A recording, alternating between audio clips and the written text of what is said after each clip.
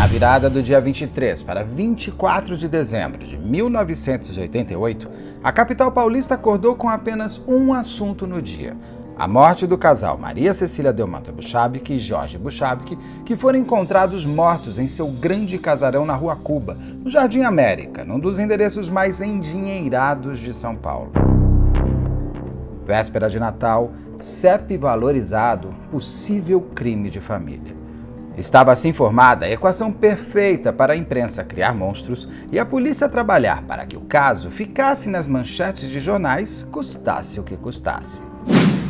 E a notícia seria sempre apenas essa. Nem que para isso, jornalismo e polícia se aliassem mais uma vez para destruir reputações e criar criminosos sem precisar de prova. A Rua Cuba foi o primeiro da série de crimes mal investigados e usados para atrair audiência e celebrizar policiais, que era tão comum na passagem da década de 1980 para 1990 no Brasil. Lembra do caso Evandro e da escola base? Eu sou Beto Ribeiro e este é o Crime S.A. Especial Caso Comentado. Olá, sejamos todos muito bem-vindos. Odete aqui, com seu bom humor de sempre, pedindo para você se inscrever, curtir, compartilhar, ligar sininho, comentar, marcar na sua rede social e, se puder, seja membro. Se não puder ser membro, tá tudo certo. Hoje vim até com essa roupa praticamente Papai Noel, que eu acabei de ver que é super brilhante. Devia estar muito animado quando comprei, né? Porque, olha, é o brilho do brilho. É Natal, então a gente vai aceitar.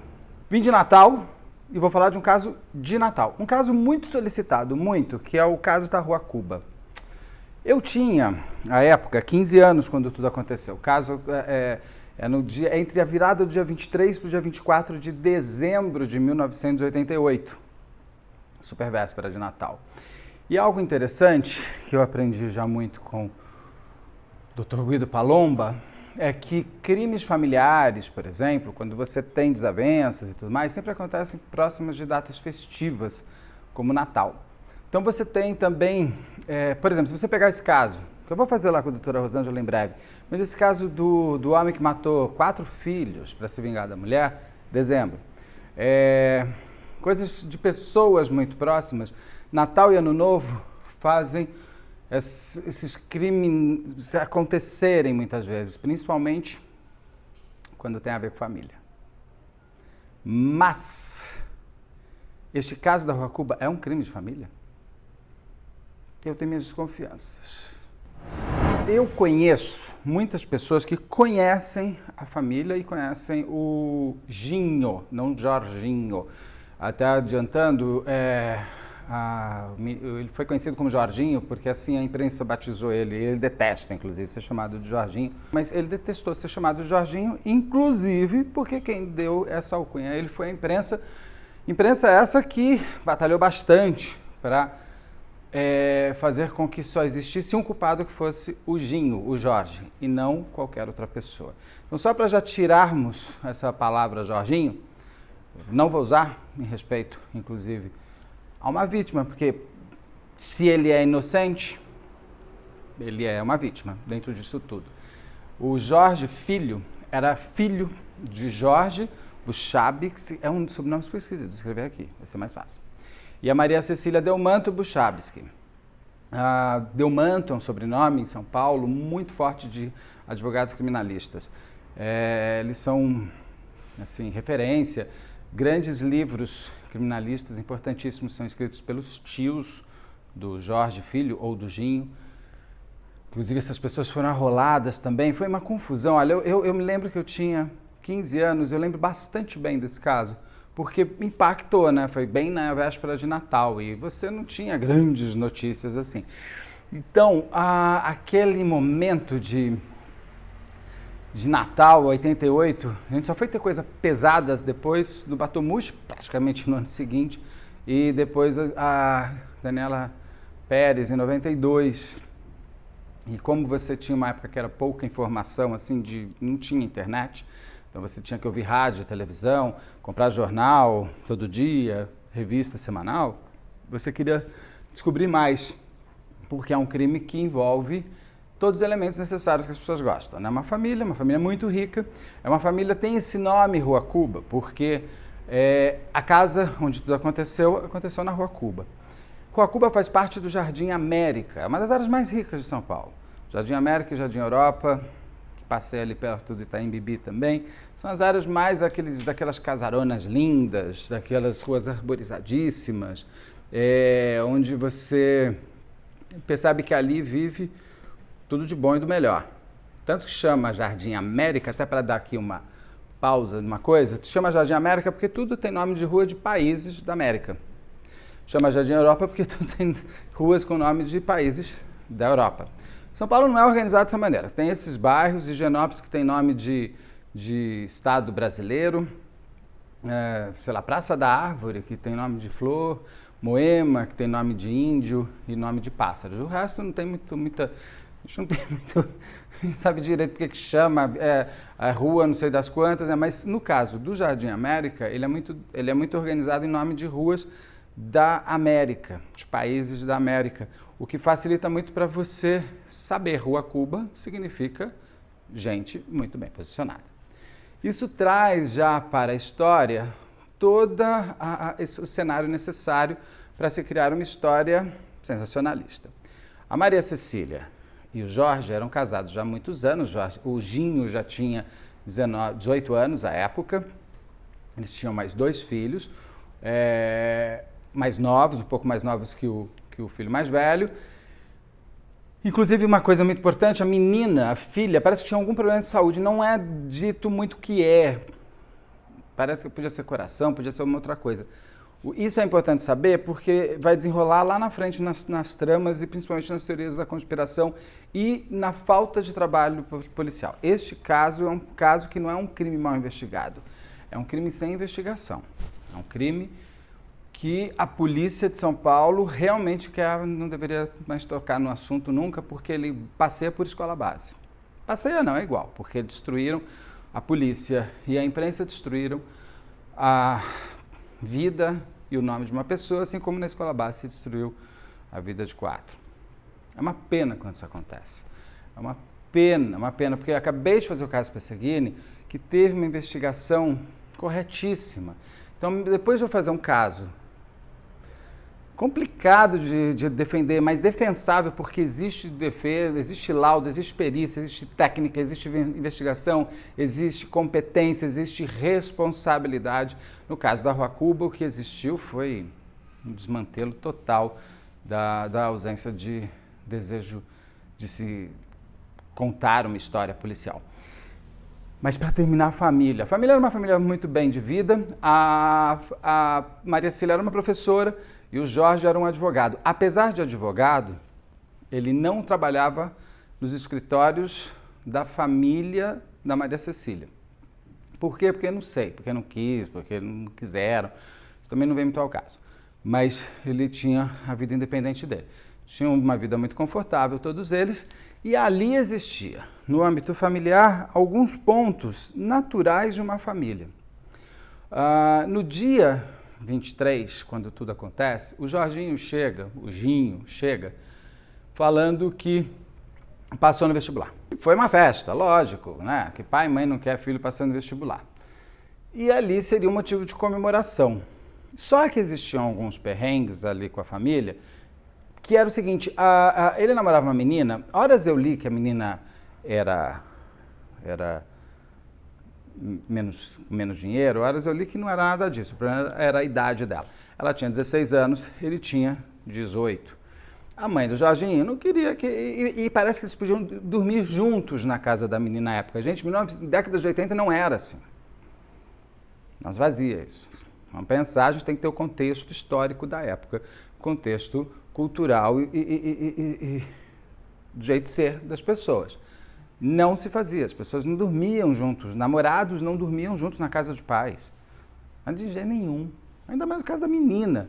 Mas parece que a família da namorada dele, na época, eram pessoas um pouco mais modernas já para aquela década. E ele lá na casa da menina podia dormir. O que a mãe do Jorginho falava muito sabe, se liga, garoto, você é muito novo, vai que você Você engravida a garota aí, vai ter que casar, você ainda tem que fazer faculdade. Para com isso, para de se olhar. Parece que o Jorginho estava muito fixado, inclusive, no namoro. E ela fala, menino, vai andar um pouco, vai sair com seus amigos. Para de beijar na boca. Beija, mas não...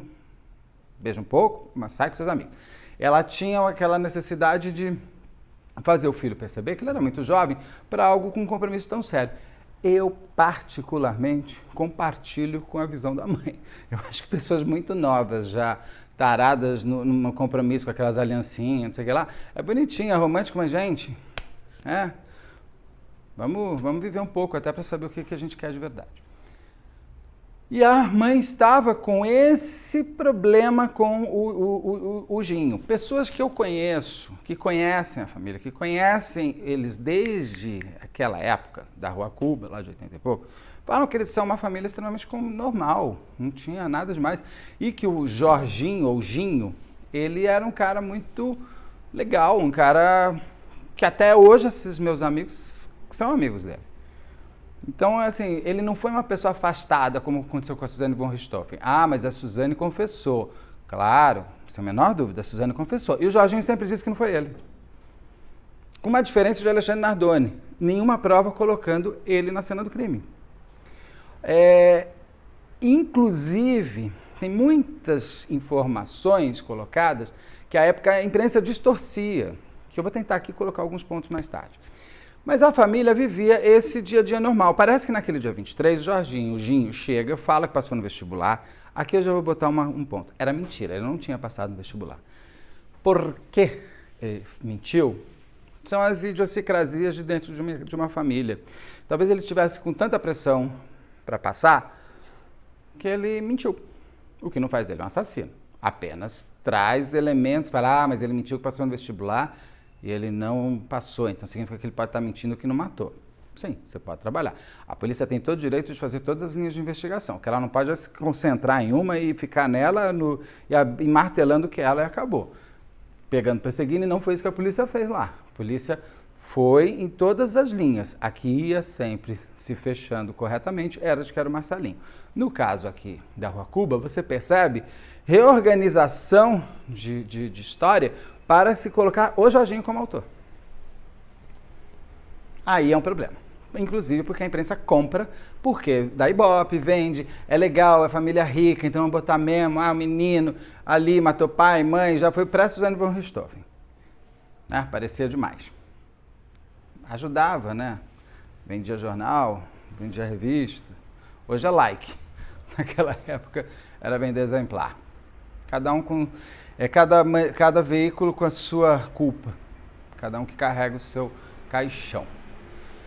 E ele estava dentro dessa organização. Naquele dia específico, no dia 23, ele chega e fala que passou no vestibular. Não passou.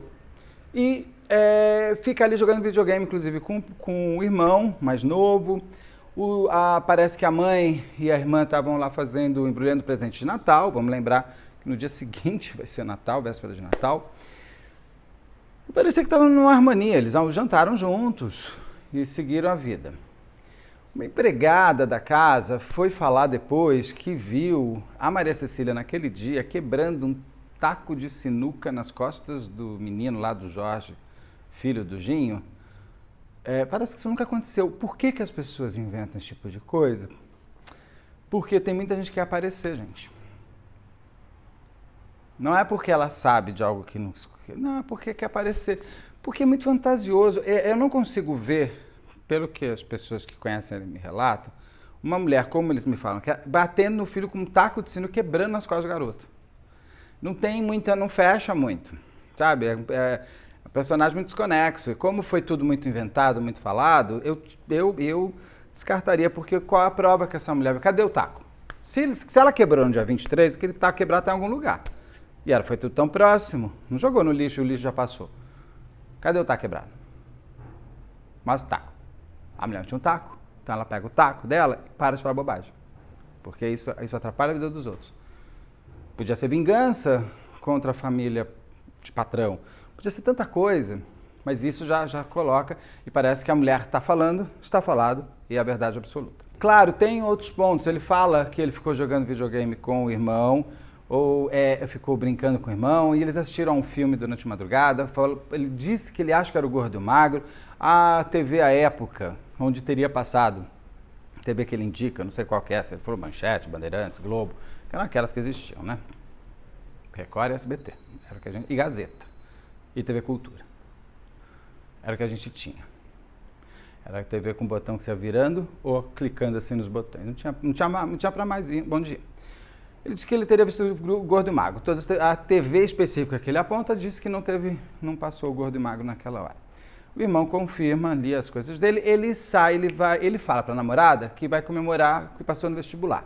Só que ele fica em casa. Ele sai de casa e chega na casa da namorada às 7 horas da manhã. É estranho, parece que é porque não era corriqueiro. Os próprios pais da namorada não gostam desse tipo de atitude. Claro, ninguém quer uma pessoa namorada de filha batendo na porta às 7 horas da manhã, né? É o filme Amor Sem Fim. Quando você tem 15 anos e assiste ao filme, você fala, ai, que lindinho esse filme, que amor sem fim. Quando você assiste com 30, você fala, que garoto insuportável, e ainda põe fogo na casa da garota. Não dá. Amor Sem Fim mostra mais ou menos isso. Você não quer o namorado da tua filha batendo na tua porta às 7 horas da manhã, no dia 24 de dezembro.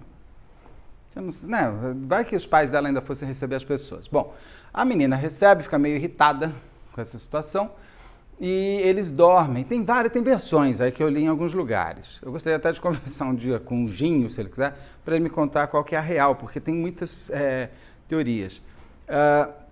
Naquele dia, eu li que ele faz com que para a namorada ir até a represa. Qual represa? Acho que é da Guarapiranga. E depois ir para o zoológico cedo. Mas eu li em outro lugar que ele... E os meus amigos não sabem a real. Não querem perguntar para ele.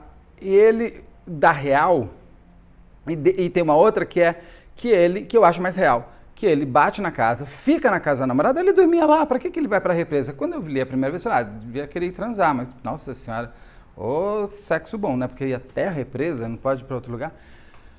É longe de onde ela morava, devia morar ali perto, por isso que eu digo que lá não é pobre, então se morar no Jardim América não vai ser.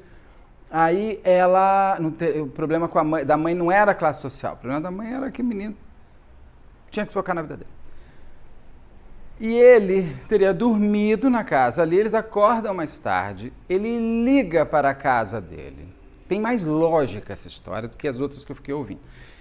Ele liga da casa da namorada para a casa dos pais e fala, tá tudo bem aí? Porque parece que eles tomavam café da manhã todo dia juntos, tinha umas certas regras de jantar junto, tomar café da manhã junto e tal.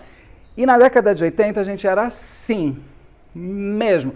Eu tinha que tomar café, jantar com meu pai, almoço, e almoço eu tinha que almoçar na casa de algum amigo, minha mãe já me olhava torto, porque tinha que todo mundo almoçar todos juntos, no mesmo horário, conversar, tal, com a televisão ligada, mas conversar. Então era normal década de 80, era super comum. Eu tinha 15 anos, o irmão dele tinha 14, a gente é muito próximo de idade. Ele tem 18, à época eu tinha 15. Na época era muito longe, hoje é colado. Então a gente tinha as mesmas manias de família ali.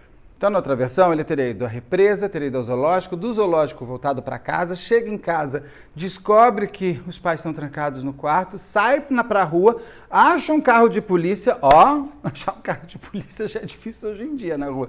Lá na década de 80, véspera de Natal, ele teria procurado até o vigia, que é um personagem importante.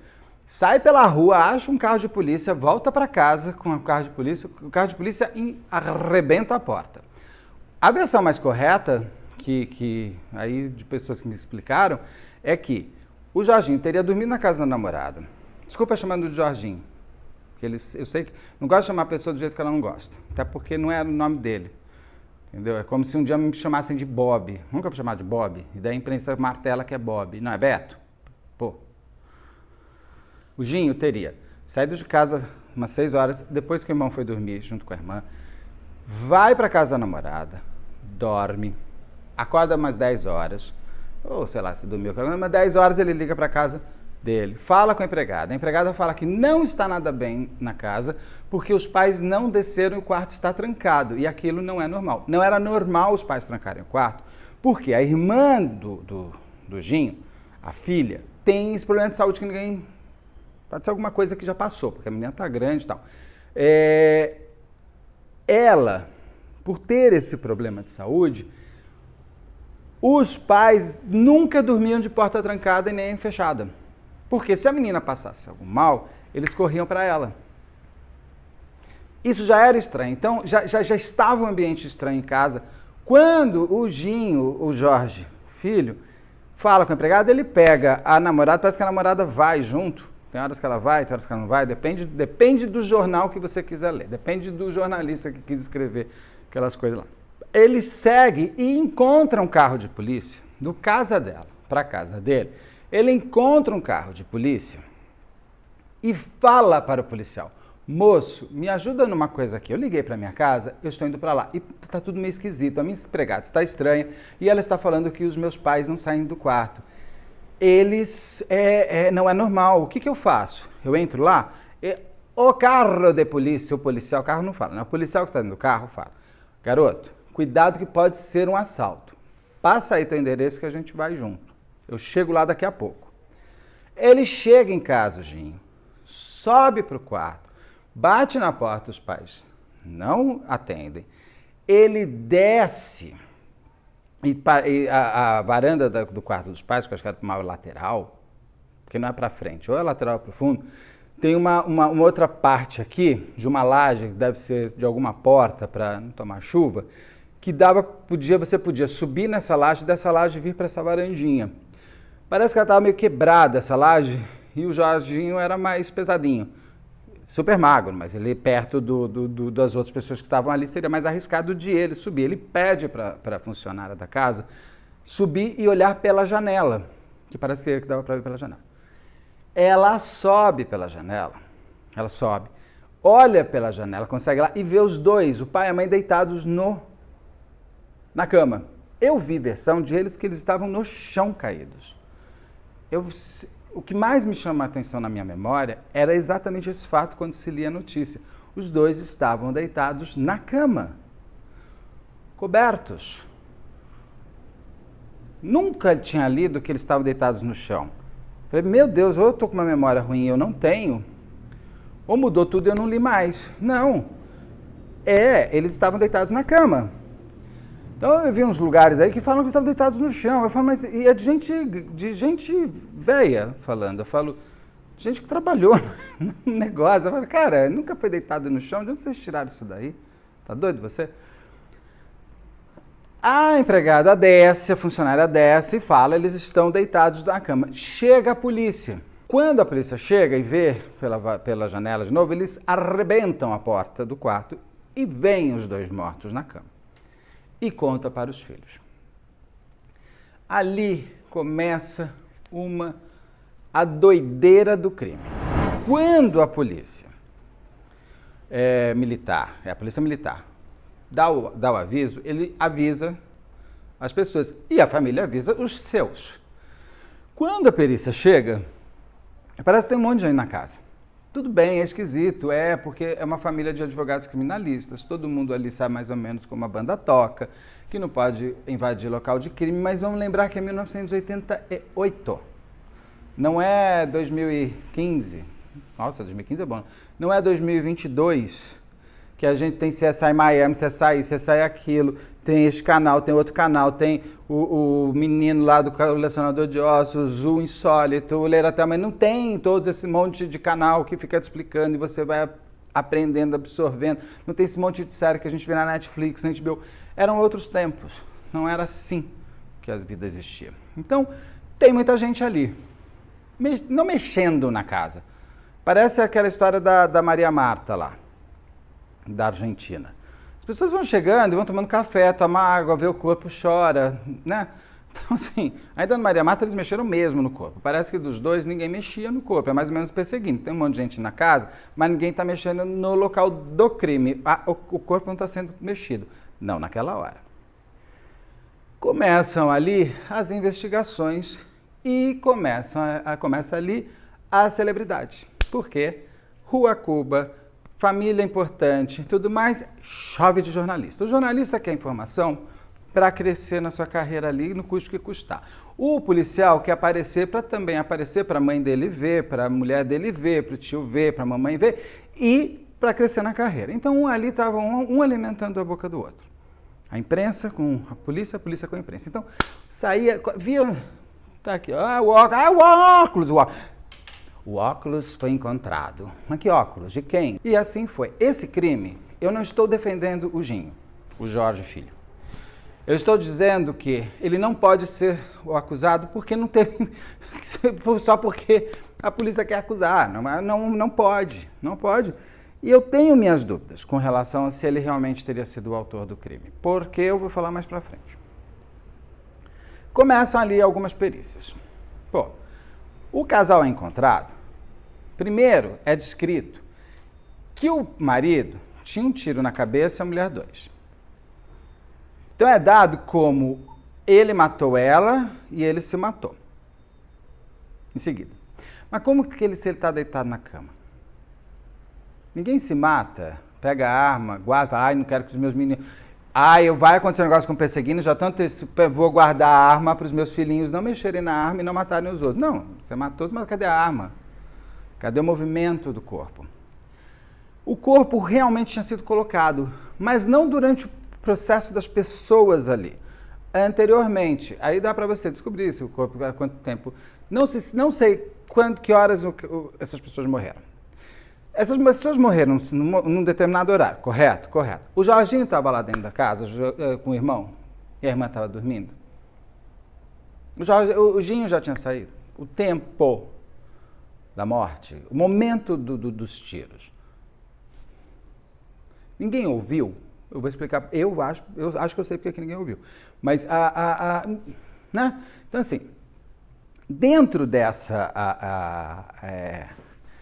realidade, era óbvio que os corpos tinham sido colocados por alguém. E tinha sido trancada a porta. Não existia nenhum sinal de arrombamento. Mas depois se descobre, inclusive, que o portão da casa nunca era fechado para que a cachorra, que eles chamam cachorra, falar dela, tinha uma cachorra para que ela saísse. Eu tinha um cachorrinho, gente, que ele abria o portão, fazia xixi, voltava e fechava o portão. Um Fox Paulistinha. O cachorro danado, chamava Casagrande, porque minha família é de corintiano, ele era branco com preto, logo, o nome Casagrande. O cachorro inteligente, quando eu li, falei, eu entendo isso, porque parece que a cachorra fazia isso também. Então, o portão nunca era trancado, nunca era fechado. Um perigo, né? Porque a década de 80 é a década que todos os prédios começam a pôr grade, tirar jardim, assim, com a rua. É uma década que é onde a gente começa a ter muros. E até porque eles tinham sido assaltados um ano antes. Vou falar do assalto também. Mas o portão ficava aberto, então tá aí um motivo de o portão não estar arrombado. Mas a porta não está arrombada. No quarto deles não tem arrombamento nem por dentro nem por fora. O arrombamento foi feito pela polícia militar para entrar no quarto, que eles levaram até o batente da porta junto. Então, se tinha alguma marca também dentro da porta, gente, ali com a polícia militar se foi a marca de arrombamento de porta. Se tivesse por dentro alguma coisa, ou forçado fechadura por fora, pois, beijo. Porque a polícia também arrebentou a porta toda, né? Com a polícia foi a porta, foi a parede, foi tudo. Então, também fica sem esse elemento tão correto, não tinha nenhum sinal mesmo na porta. A porta estava fechada. Eles estavam colocados. Segundo o laudo pericial primeiro, um tiro na cabeça do pai, 2 tiros na cabeça da mãe. 1 tiro no Jorge, 2 tiros na Maria Cecília. Qual é essa informação? Olha como a confusão pode ser feita pela investigação ruim. Você vai descobrir daqui a pouco o que fizeram com a cabeça dessas pessoas. É impressionante. Até onde vai a falta de trabalho de uma pessoa correta. E ali já sentenciam que foi o filho mais velho. Claro, tinha que ter sido, em princípio, alguém de dentro da casa. Não tem arrombamento. Ninguém ouviu nada. Ninguém sabe de nada. Só pode ser gente de dentro da casa. Não tinha câmera de segurança. Não tinha luminol. Então você não sabe o quanto que aquele ambiente foi mexido. Porque onde ela levou o tiro? Onde ele levou o tiro? Em que posição eles estavam? Quem surpreende quem? Porque, em princípio, seria ele mata a mulher e se mata. Mas por que se ele mata a mulher e se mata, eles reorganizam o corpo na cama? Por que não deixam onde estava? Por que mexer no corpo? Por que não deixar eles ter matado a mulher e ser suicidado? Porque muitos falam assim, e a família deles foi lá e eles são criminalistas. Bom, criminalista virou sinônimo de pessoa do mal, né? Não é assim, né, gente? Pelo amor de Deus, criminalista é uma pessoa que trabalha. Espero que você nunca precise usar. Mas se você precisar, você vai precisar de um advogado criminalista. Se tiver em crime, não adianta chamar um trabalhista. Não adianta chamar uma pessoa que acha que sabe tudo. Você tem que chamar um criminalista. E custa caro. Porque o criminalista vai fazer você pagar a lei que você precisa pagar. Se você não tiver um criminalista junto, você vai tomar uma intubação de lei que você não faz ideia. Você nunca mais sai na sua vida. Você roubou, se você pegou um óculos, você vai pagar o que a Suzane von Richthofen não paga. Então, o criminalista é importante. Não vamos, assim, demoniar advogados criminalistas, beleza? Façamos isso? Acordo? Legal. Mas tem criminalista? Tem criminalista. Criminalista é criminalista. That's all, folks. E fica muito assim, os advogados da família, eles sabem organizar uma cena. Eu adoro, porque depois eu vou contar como as pessoas falam pra mim baixinho, que todo mundo sabe, uma coisa que todo mundo já sabe. Então, a primeira versão, o pai matou a mãe e se matou. Beleza? Vamos para a próxima versão. Aí, quando começa ali, quando fazem de novo, o legista resolve dar mais uma olhadinha na cabeça das pessoas, se descobre que 2 tiros tinha o pai, 1 tiro tinha a mãe. Fora que o legista fala, no momento, que o tiro entrou por um lado e saiu por outro. O tiro tinha entrado por um lado e saído pelo outro. Ele muda a dinâmica. Se eu falar, tiro entrou por aqui, saiu por aqui, significa que uma pessoa tirou dali. Mas se eu falar isso, mas a pessoa tirou dali, eu estou mudando tudo. Não pode um legista errar, não pode, o legista não pode errar uma coisa dessa, gente. Bem que esse povo todo já está aposentado. Esse legista, depois, ou essa legista, não sei se foi a mulher, ele mostra que tem 2 tiros na cabeça, é o pai que tem 2 tiros na cabeça, a mãe tem 1. Só que daí eles já foram enterrados. Ai, meu Deus, a família vai pedir uma exumação. Cara, é tão maluco. Eles exumam os corpos e mandam só a cabeça para um outro perito. Imagina você decapitar seus pais para provar sua inocência. Que coisa horrorosa. E aí a polícia não aceitava o laudo, porque, não, meu laudo só que é bom, que laudo é bom? Um falava antes que era um tiro, são 2. Falou que era daqui para a esquerda, para a direita, foi ao contrário. Aquele teu laudo tá bom onde, meu queridinho? Aí é maravilhoso, porque você chega nos lugares às vezes, e a pessoa chega e fala assim, vou te contar, sabe a Rua Cuba? Eu falo, sei. Eu acho que eu já ouvi isso umas 714 vezes. Hoje. Amanhã eu ouvirei mais 1.200. Aí a pessoa chega, ela acha que só ela sabe, é só ela. Ela está te contando, olha, fonte 1. Vou te contar, mas pelo amor de Deus, hein? Não pode saber que foi eu que te falei. Eu falo, eu já até sei. O que aconteceu, na verdade, foi o seguinte. Da Rua Cuba. A pessoa olha e fala, o pai matou a mãe, o filho matou o pai. Mas não falei nada. Eu falo, oi, não entendi. O pai matou a mãe, o filho matou o pai. Eu falo, meu amor, minha vida, está até escrito, desbobear no Wikipedia do caso.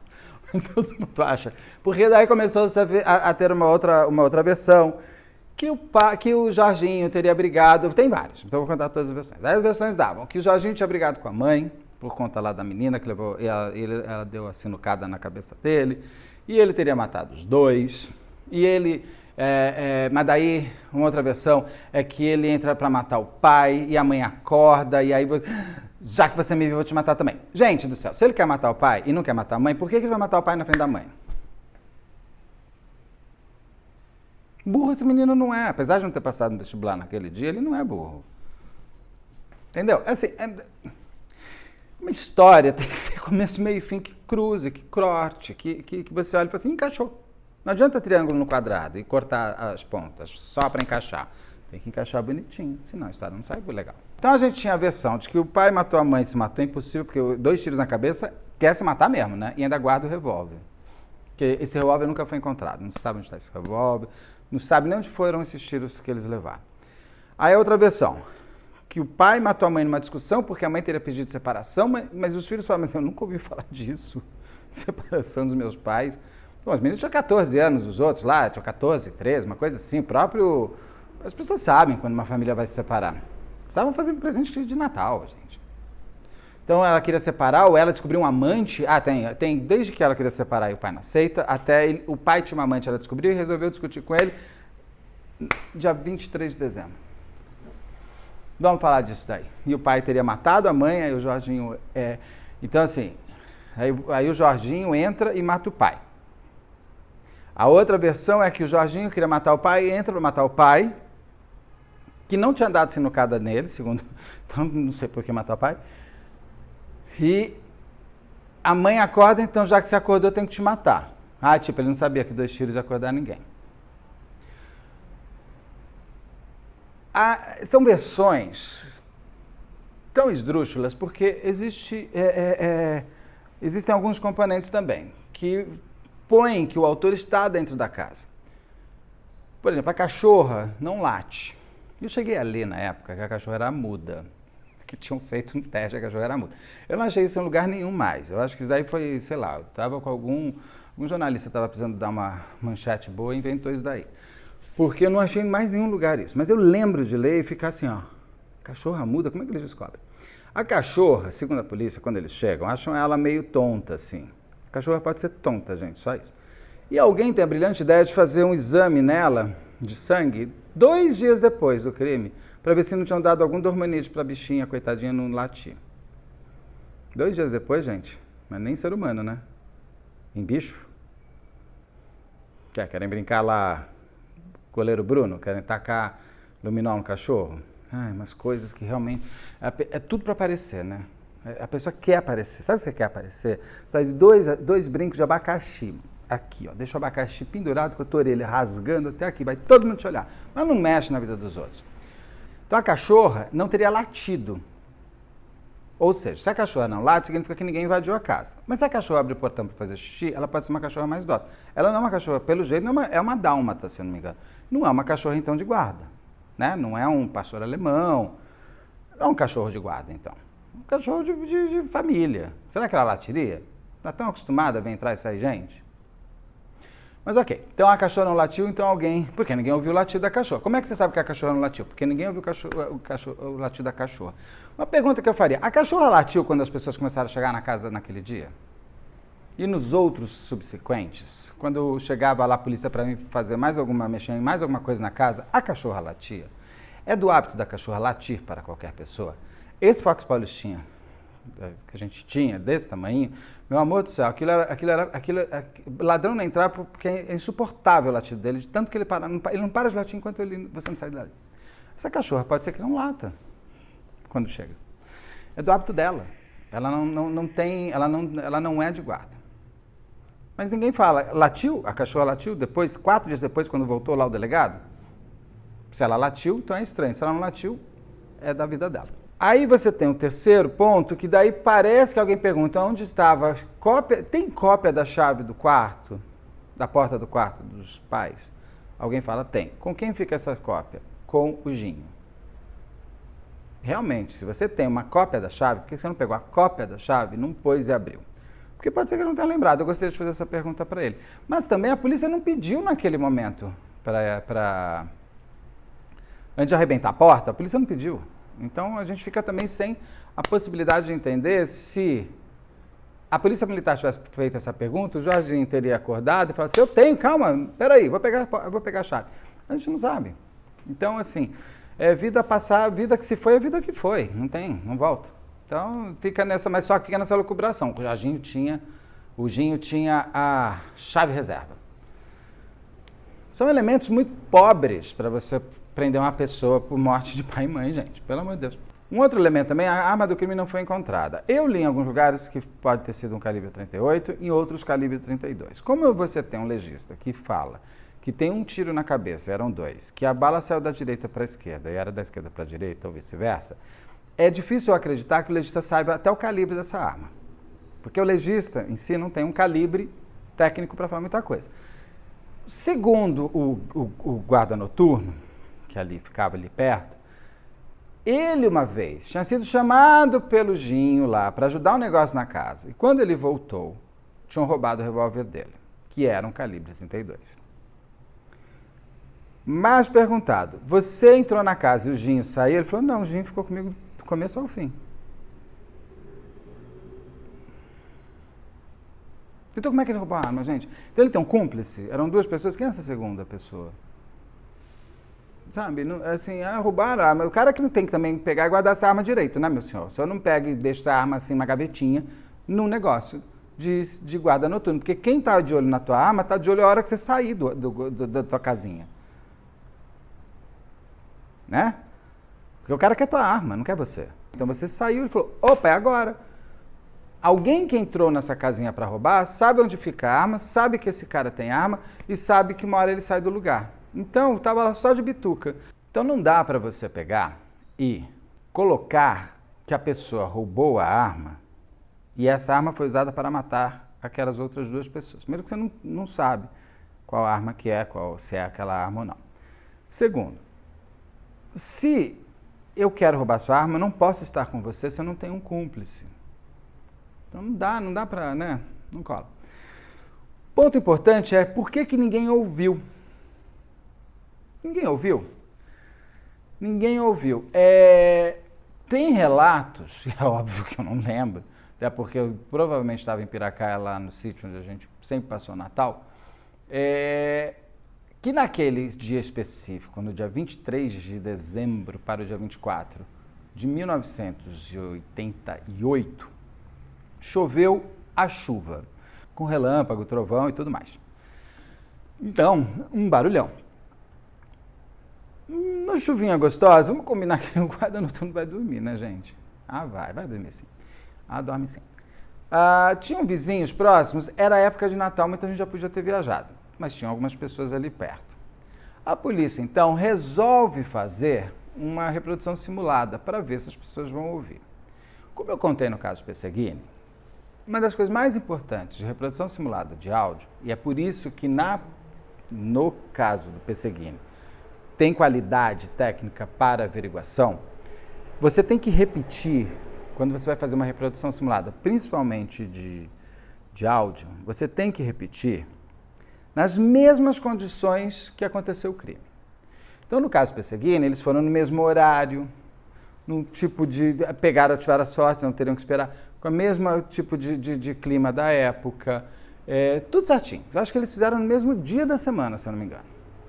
No caso ali, primeiro, que você já não tem a chuva, não tem o relâmpago. As pessoas estão ali esperando para ouvir um tiro. A televisão estava ligada, a pessoa não lembra, gente, se a televisão estava ligada. Até porque que horas que foi isso?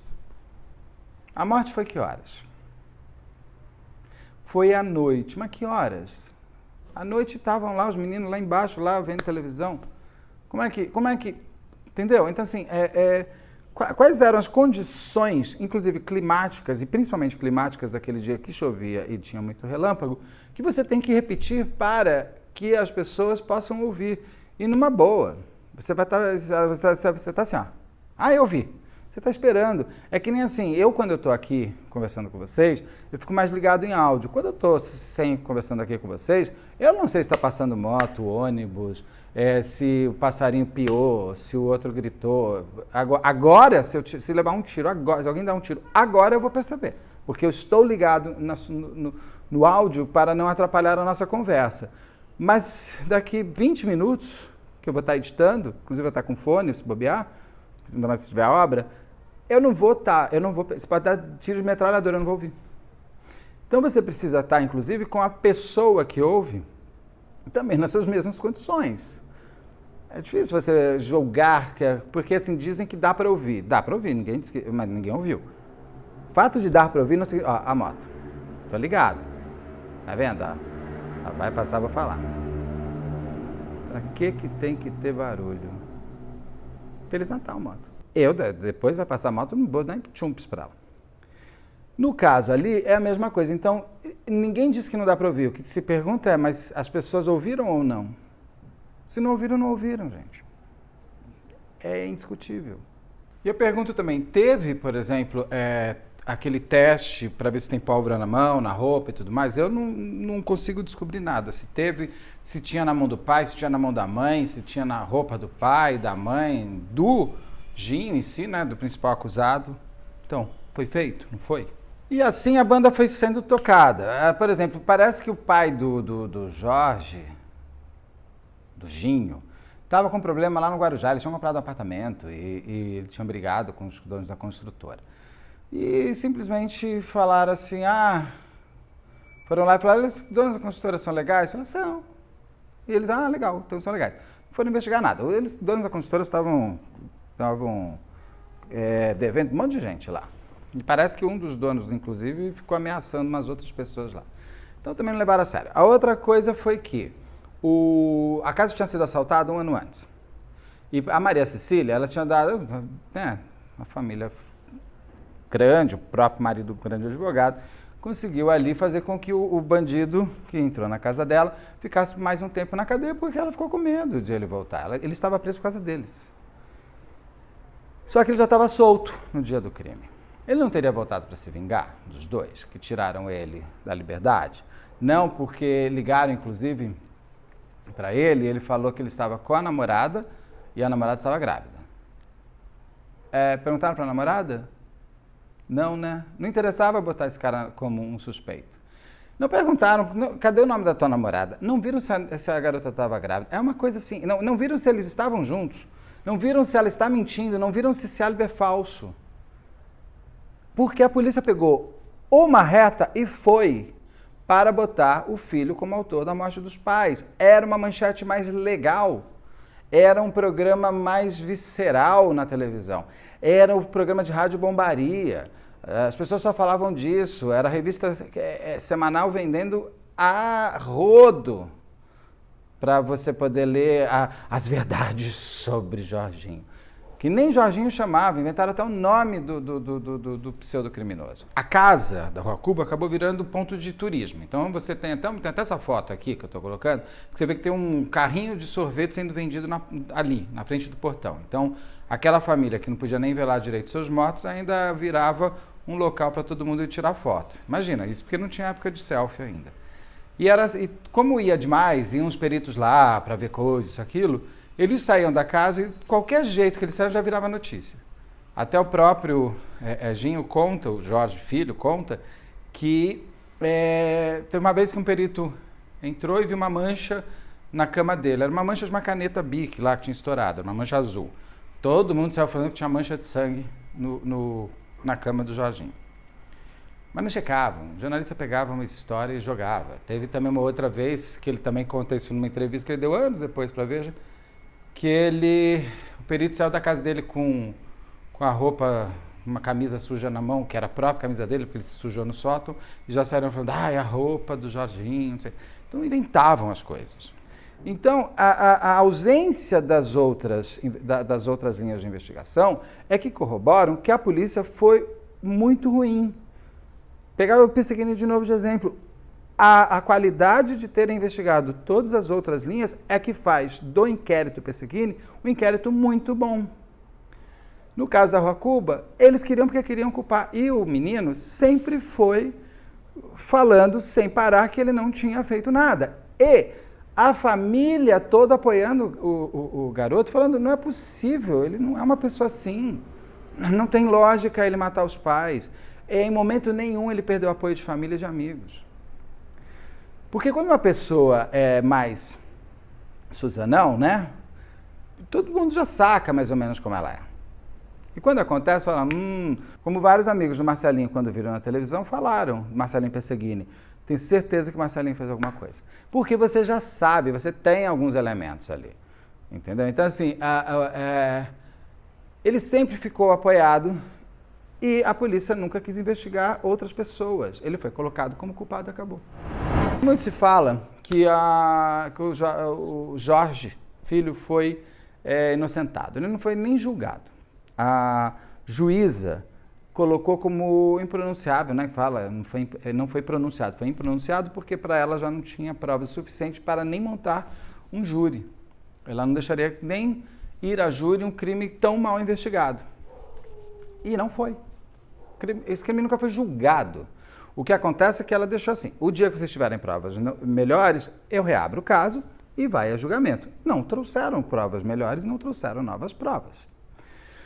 E aí, o caso ele terminou mesmo em 1999. 10 anos depois, né?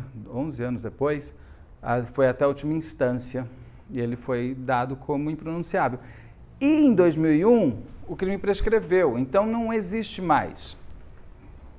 E a casa da Rua Cuba foi vendida, acho que depois deles, está no segundo dono, depois deles, e ela super foi reformada, não vou pôr foto, é uma sacanagem, né? Eu passo lá de vez em quando, casa lindíssima, ficou muito mais bonita hoje. Porque quem está lá não tem nada a ver com o caso, e não tem nada a ver, não vou pôr foto da casa hoje, acho isso um desrespeito à casa. A casa não, as pessoas que moram dentro dessa casa. Então não vou pôr. E o Jorge, no fim, passou no vestibular, foi estudar em Ribeirão Preto. Teve um problema lá que ele parece que teve um problema com os cheques ali, de uma funcionária que foram sumidos ali e a faculdade apontou para ele como sumiço. E ele, no fim, ele resolveu isso, ou pagou, ele se formou. E hoje ele é um grande criminalista com o irmão dele, inclusive, é sócio dele. E eles não quiseram ir trabalhar lá com a família, que é uma super família. Inclusive, eles levam o sobrenome também, eles são também Delmanto, mas eles não quiseram porque eles quiseram construir deles. E eles são hoje super bem-sucedidos. Muita gente vai falar, ele virou advogado da Lava Jato, o Jorge, o Ginho. Virou, gente. Virou, ele é criminalista. Eu te garanto, neste país, que todo criminalista queria pegar um caso da Lava Jato. E não adianta. O caso da Rua Cuba, o que ele passou, que eu estou falando aqui é da Rua Cuba, eu não vou questionar ele, porque todo mundo merece defesa. Então, não vamos sair um pouco dessa... ele é da Lava Jato, né? Não é bobagem, a gente não precisa entrar nisso. Mas eu preciso contar que ele... Hoje é um caso complicado, às vezes, de ser feito, por conta de... É muito desagradável você falar de uma pessoa que não é culpada, tem sido culpada, e trabalhar e viver com aquela chancela de culpado. Ele deu uma entrevista, ele detesta a imprensa, com toda razão, e ele não dá entrevista, nada. Ele deu uma entrevista para a Veja lá atrás, porque a Veja ia fazer um perfil dele, e ele acabou aceitando, dando uma entrevista de como estava a vida dele naquele período, 90 e pouco. E a outra agora para a Folha de São Paulo, em 2017, se eu não me engano. Onde ele fala, eu não tenho nada a esconder, eu não fiz nada com os meus pais, eu sou inocente e acabou. É uma boa também, é uma forma de você botar um ponto final. A vida dele, ele não vai entrar. E fica aqui o convite, se ele estiver assistindo e quiser conversar comigo, eu gostaria muito de entrevistá-lo. Gostaria muito de entrevistar o irmão dele também, as pessoas que quisessem falar. É que deve ser um ambiente complicado de você voltar, porque aí você volta a ser de novo massacrado.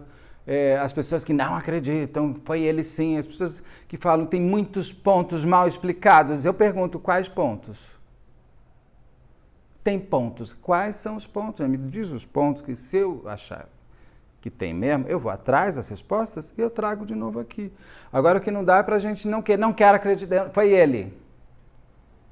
Riquinho, bobo. Não dá para fazer assim. Não foi assim, né? A própria justiça mostra que não foi ele. Ou mostra que não tem como provar que foi ele. E cabe sim ao Estado o ônus da prova. Não sou eu que tenho que dizer que eu sou inocente, é você, Estado, que tem que provar que eu sou culpado.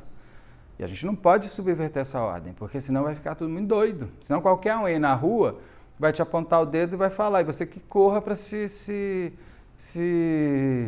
inocentar. Só que o poder do dedo apontado dá muito mais notícia, mais like, mais clique, compartilhado e tudo mais, do que o poder da inocência. Você não vai ter o mesmo espaço. Então, por isso que a gente não pode permitir que pessoas que apontem para o outro sejam qualificadas como deuses da verdade. Cabe à pessoa, cabe ao Estado provar. Porque se a gente, de novo, subverter essa ordem, nós vamos entrar numa doideira.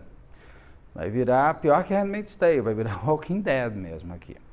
Então, é isso. Eu escolhi esse caso de Natal para te desejar Feliz Natal. Estou aqui com a minha roupa de Papai Noel brilhante, que eu não vi que essa camisa era tão brilhante assim. Mas estou com ela porque eu acho que é a cor do Natal e eu quis pôr a cor do Natal. Nem usei o óculos, né? Porque é verde, então, porque para mim Natal é verde. E, ó, o óculos é o verde, que já está descascando, preciso comprar outro, está todo sujo. Para desejar para você Feliz Natal, que o seu dia 24, 25, se você não curtir Natal, tá tudo certo, que o seu dia 24 e o dia 25 sejam incríveis.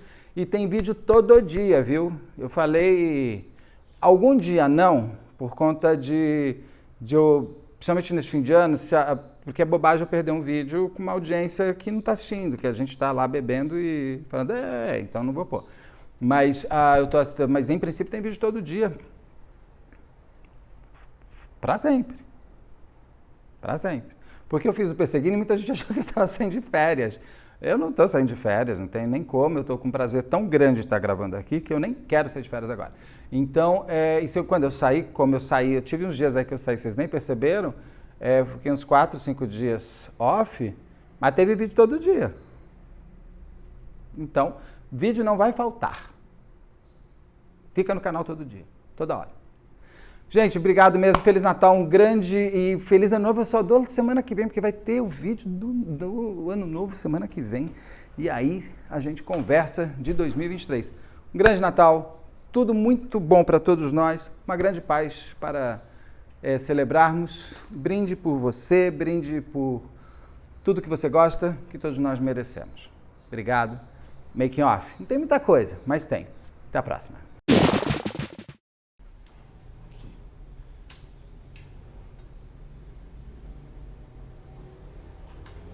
Aqui. Já vou poder deixar assim. Olha aqui. Olha isso. Olha isso.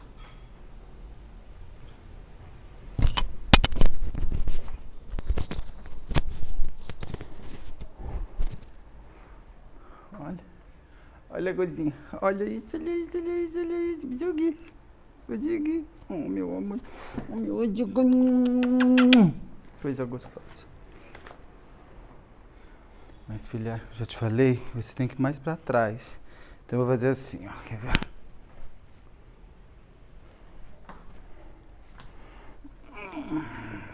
Pronto.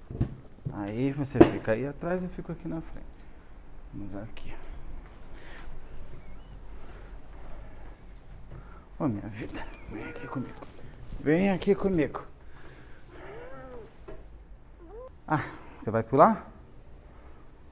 Nessa, não vai dar pra você ficar nessa perna desse jeito. Você vai pular? Ai, minha filha, cuidado. Ai, minha mãe, pulou.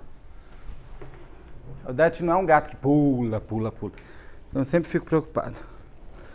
Né, filha? Você é tão organizadinha. Arrumar um enquadramento aqui. Aqui. Bom, gravar correndo, porque senão a obra começa e aí tem o barulho.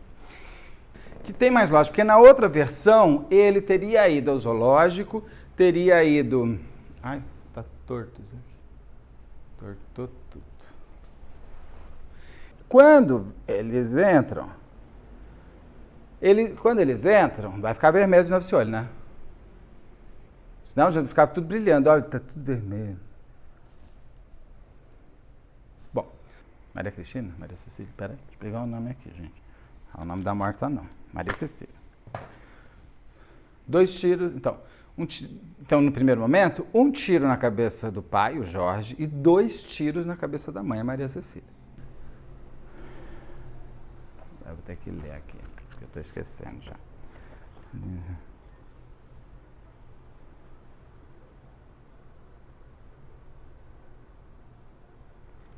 Como é que ele roubou, meu Deus? Às vezes eu fico nervoso.